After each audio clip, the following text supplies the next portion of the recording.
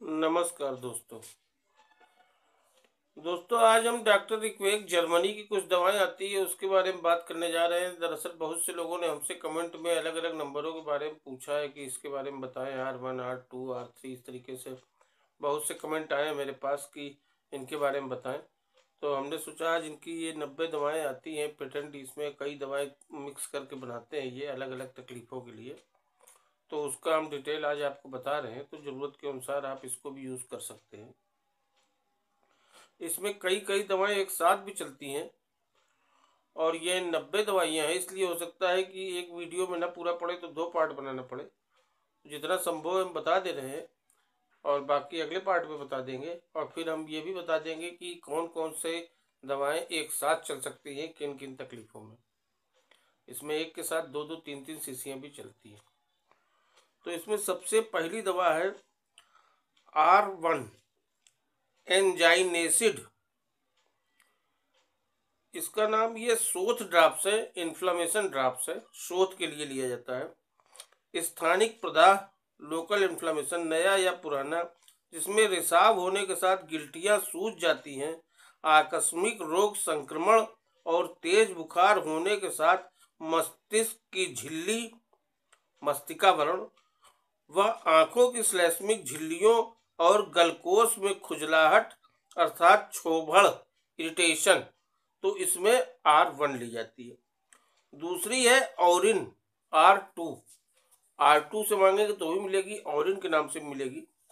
स्वर्णलासव है ये, gold drops, हृदय के आंगिक, ऑर्गेनिक एवं क्रियात्मक फंक्शनल रोग, खास तौर से हृदय की विक्षिप्त अवस्था, मन की संघर्षपूर्ण स्थिति अथवा बेचैनी, हृदय की अनियमित ताल, हतक्षिप्रता,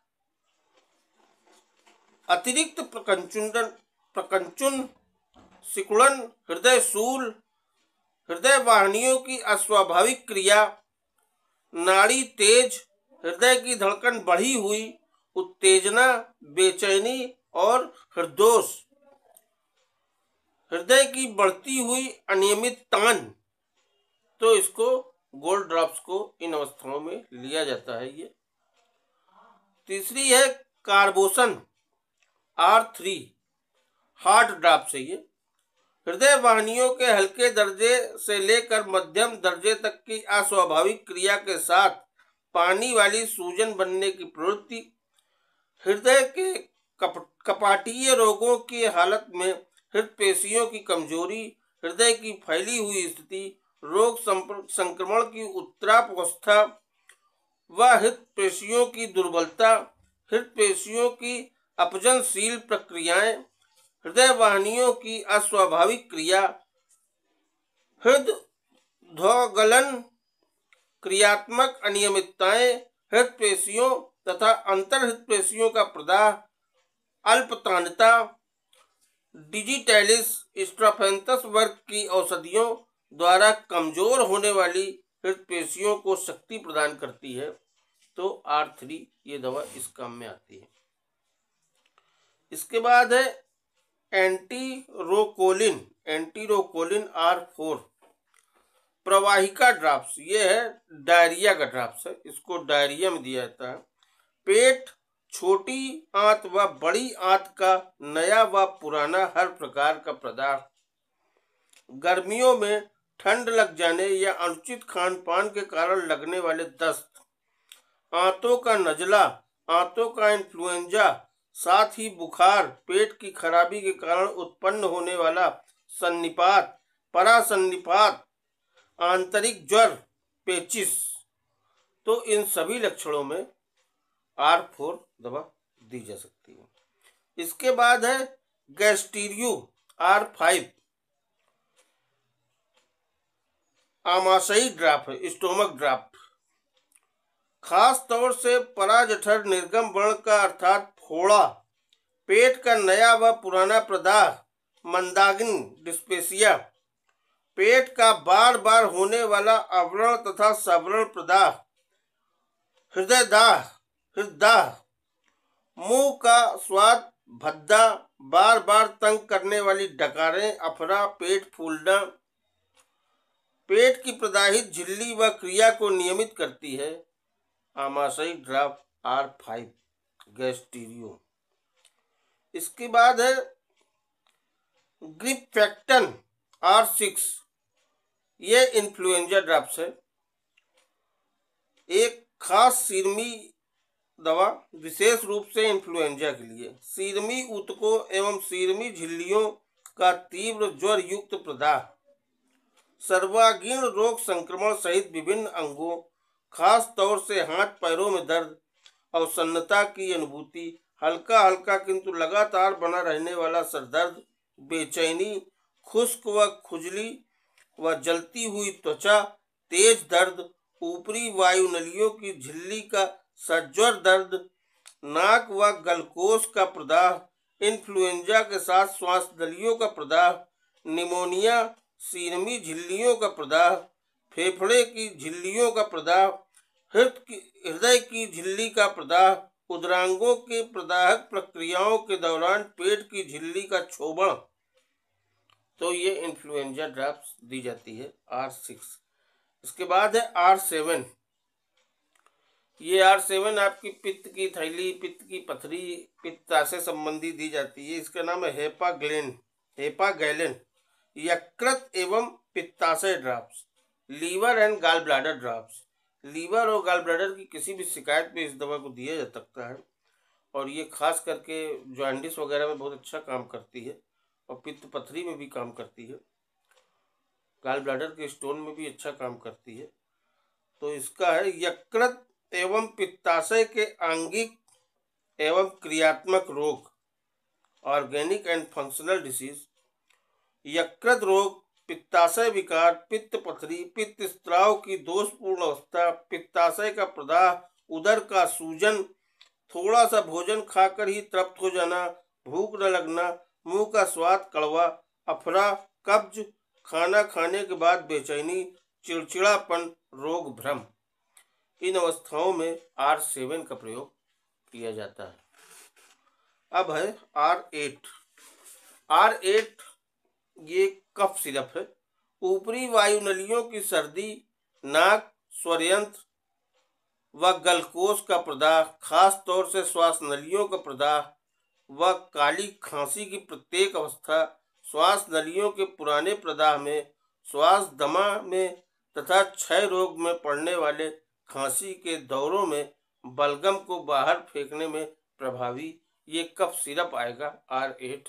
और इसका ड्रॉप भी आता है जूट्सिन R9 के नाम से, वो भी कफ ड्रॉप्स है।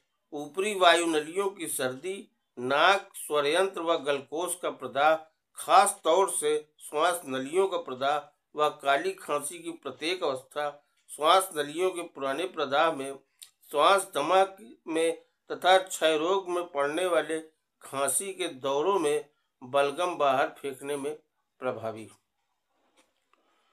इसके बाद है क्लाइमेक्टेरन R10। रजव निवृत्तिकालीन गर्म चौंध दौरे के रूप में आने वाला प्रचुर पसीना, शारीरिक दुर्बलता, हताशा, सिरदर्द, अनियमित ऋतु स्त्राव, प्रदर की शिकायत के साथ भगकंडू अर्थात योनि की खुजली, दिमागी थकान और विरक्ति, तो इस पेशेंट को R10 दी जानी चाहिए। इसके बाद है लंबैजिन 11 वात ड्रॉप्स, र्यूमेटिक ड्रॉप्स है ये, र्यूमा ड्रॉप्स।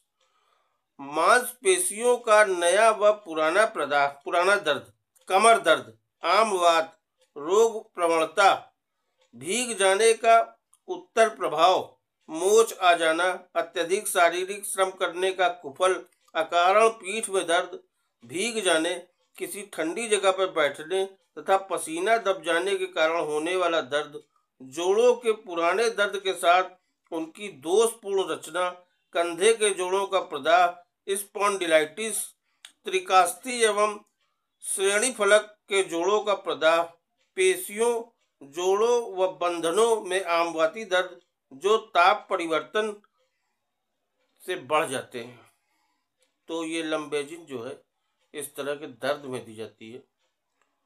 इसमें बहुत से तरह के दर्द आए हैं, सभी दर्दों में ये काम कर रही है। इसके बाद है मल्टोजोडिन R12 कैल्सिकरण ड्रॉप्स है ये। धमनियों का सर्वांगीण कठोरता व उच्च रक्तचाप हाई ब्लड प्रेशर, प्रमस्तिष्क धमनी काठिन्य, महाधमनी तथा धमनियों की कठोरता, हृदय धमनी की कठोरता, गुर्दे की धमनियों की कठोरता, चलने फिरने में कठिनाई, उदर की कष्टदायक व दर्दनाक क्रिया, बुढ़ापा, याददाश्त कमजोर, रक्त संचय, सिर में चक्कर, गलखंड बनने की प्रवृत्ति, अवटु विषाक्तता, ये सब बीमारियों में इस दवा को दिया जाता है। ये दवाइयाँ शुरू में 15-15 बूंद दिन भर में 4 बार लेनी चाहिए और 3-4 दिन लेने के बाद जब दवा कुछ लेवल में आ जाए और मरीज को आराम मिलने लगे तो फिर इसकी 10-10 बूंद दिन भर में 3 बार लगातार चलानी चाहिए। रिक्वेक सीरीज की जो भी दवा आप लेते हैं। अगली दवा है प्रोहिमरिन बवासीर ड्रॉप्स है ये। अर्श, बवासीर, खुजली, दर्द, रक्तस्राव, मलद्वार की खुजली, गुदा भ्रंश, मलद्वार का छाजन एवं रक्त बहुलता, तो ये जो है पाइल्स के पेशेंट के लिए दवा है और इन लक्षणों में ली जाएगी। उसके बाद है R14 क्वेटा स्नायु एवं निद्रा ड्रॉप्स, ये निद्रा संबंधी तकलीफों में ली जाती है। अनिद्रा एवं नींद संबंधी अनेक विकार, उनिंदापन, हल्की नींद, नींद गायब, सुबह के वक्त ऊँघना, दिन भर बेचैनी, शाम को प्रफुल्लता, स्नायुविक बेचैनी और नाड़ी जाल की अत्यधिक उत्तेजना, लंबे समय तक मन की संघर्षपूर्ण स्थिति के कारण होने वाला स्नायु दौर्बल्य, तो ये क्वेटा दवा लेनी चाहिए। इसके बाद है वीटा सी फोर्टे, ये सेडेटिव है। स्नायुविक थकान, स्नायुविक कमजोरी, बेचैनी, उदासीन वृत्ति जैसी अवस्थाएं, मन की संघर्षपूर्ण अवस्था के बाद नींद गायब, स्नायुविक सिरदर्द, सहज ही थक जाना, सर्वांगीण स्नायु दौर्बल्य, ऊर्जा शक्ति का अभाव, मन को एकाग्र करना कठिन। इसी का वीटा सी फोर्टे आता है बलवर्धक औषधि टॉनिक के रूप में। विटामिनों से भरपूर होने के कारण सारे शरीर के लिए बलवर्धनकारी, स्नायुविक थकान, सिर दर्द और अनिद्रा, सर्वांगीण स्नायु दौर्बल्य, अत्यधिक श्रम साधना, मन की एकाग्रता का अभाव, तो वीटा सी फोर्टे जो है लेनी चाहिए टॉनिक। इसके बाद है सिमिसन, ये अर्धकपाली एवं तंत्रिकार्ती ड्रॉप्स है। Neuralgia drops, migraine and neuralgia drops है। अर्धकपाली स्नायुविक सिरदर्द, शिरोतंत्रिका शूल, हल्की सी ठंड लग जाने से सिर में लगातार दर्द होने के कारण अरुचि, तो इसको लेना चाहिए माइग्रेन पेन वालों को और न्यूरैल्जिक पेन वालों को। इसके बाद है कोब्रा लैक्टिक पुनर्जनन ड्रॉप्स, रोगग्रस्त ऊतकों, क्षय जनित घावों का पुनरुद्धारक, बाहरी व अंदरूनी अंगों को दुष्प्रभावित करने वाले गुल्म व छाजन, एक्जिमा, प्रदाहक व पोषण दाने, असंगत उपकला गुल्म, त्वचा पर पपड़ियां बनना व मस्से निकलना, तो ये R17 दवा दी जाएगी। इसके बाद है सिस्टोफाइलिन R18 वक्र एवं मूत्राशयिक drops, kidney and bladder drops है। गुर्दों का प्रदाह, गुर्दे की पथरियां, गुर्दे में तेज डंक लगने जैसा दर्द, त्रिक प्रदेश में दर्द, पेट की झिल्ली का प्रदाह, गर्भाशयिक झिल्ली का प्रदाह, मूत्राशय के अंदर चीस मारते हुए दर्द, मूत्राशय का प्रदाह, पेशाब करते समय जलन और दर्द, पेशाब पीला व मटमैला। तो दोस्तों आज यहीं तक बता रहे हैं, 18 तक। वीडियो बहुत बड़ा हो जाएगा तो देखने में रुचि नहीं रह जाएगी। तो आज इतना नोट करें, आगे बताता हूँ आपको। जो भी दवा बताई है इसमें सिरप 1 या 2 ढक्कन लेना रहता है, और जो ड्रॉप्स आएगा 15-15 बूंद दिन भर में 3 बार लेना है, 4 बार। और 3-4 दिन के बाद से इसको 10-10 बूंद 3 या 4 बार जरूरत अनुसार लगातार लेते रहें, और 2-3-4 शीशी तक पी लें। तो ये भी काफ़ी अच्छी दवा होती है। थोड़ा महंगी जरूर रहती है, जर्मनी से आती है, लेकिन इनका असर निश्चित रूप से होता है। तो हम आगे की दवाएं अगले वीडियो में बताएंगे। मिलते हैं, तब तक के लिए नमस्कार।